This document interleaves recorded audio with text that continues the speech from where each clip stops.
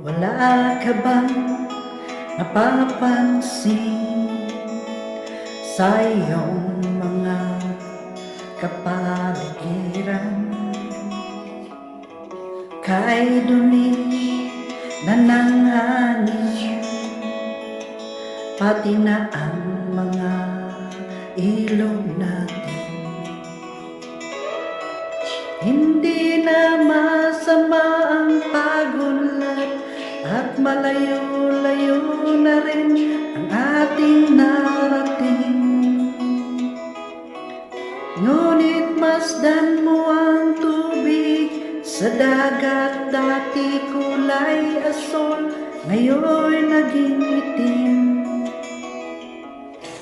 Ng mga duming ating ikinalat sa hangin, sa langit, huwag na nating